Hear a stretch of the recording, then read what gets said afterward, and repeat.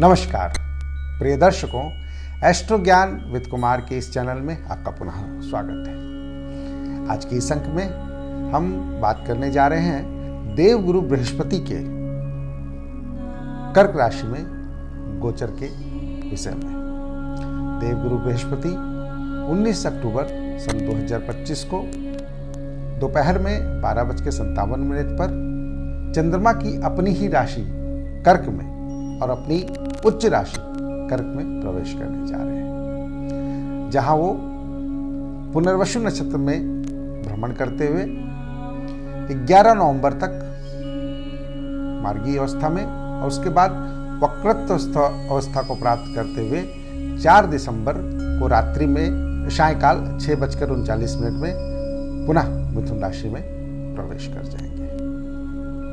तो देवगुरु बृहस्पति के इस अतिचारी अवस्था में आते हुए कर्क में प्रवेश, फिर वक्रत्व होकर के कर्क से 4 दिसंबर को बाहर जाकर पुनः मिथुन राशि में प्रवेश करते हुए का इस गोचर का क्या फलाफल प्रत्येक राशि पर पड़ने जा रहा है, इस विषय में हम बात करेंगे। तो इस अंक में हम बात करेंगे मेष राशि वालों के बारे में। तो देवगुरु बृहस्पति इस संपूर्ण गोचर में पुनर्वसु नक्षत्र में ही गोचर करने वाले हैं, जो बृहस्पति देव के स्वयं के ही नक्षत्र हैं। तो मेष राशि वालों की अगर हम कुंडली देखें तो वहाँ पे ये 9वें स्थान के स्वामी और 12वें स्थान के स्वामी होकर के ये चतुर्थ स्थान से गोचर करने वाले हैं। तो भाग्य स्थान के स्वामी का बली होना कहीं ना कहीं भाग्य के बल को दर्शाता है। अर्थात मेष राशि वाले इस समय में 19 अक्टूबर 2025 से 4 दिसंबर 2025 तक अत्यंत ही भाग्यशाली होने वाले हैं, क्योंकि देवगुरु बृहस्पति अपनी उच्च रास्ते में गोचर करने वाले हैं। बिल्कुल बली अवस्था में ये रहेंगे और देवगुरु बृहस्पति जब कभी भी उच्च अवस्था में आते हैं तो वो जातक को विभिन्न प्रकार के लाभ प्रदान करते हैं, क्योंकि देवगुरु बृहस्पति हमारे 9 ग्रहों में सर्वाधिक शुभ ग्रह की श्रेणी में आते हैं।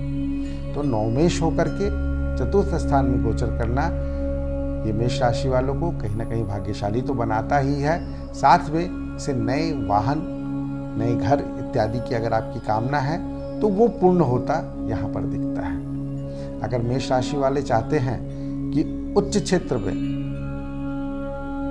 अगर विदेश जाकर के उच्च शिक्षा प्राप्त करना चाह रहे हैं तो द्वादशेश होकर के चतुर्थ में इसका गोचर आपको विशेष रूप से इस समय ये लाभ दिला सकता है।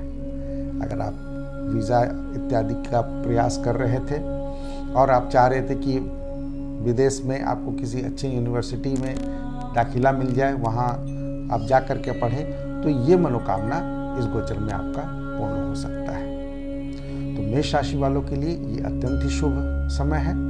सुख की वृद्धि अवश्य होगी, मनोवांछित फल की प्राप्ति भी होगी और कहीं ना कहीं आप मान सम्मान को भी प्राप्त करेंगे। तो मेष राशि वालों के लिए यह अत्यंत ही शुभ गोचर है, उन्हें इसका विशेष लाभ अवश्य उठाना चाहिए।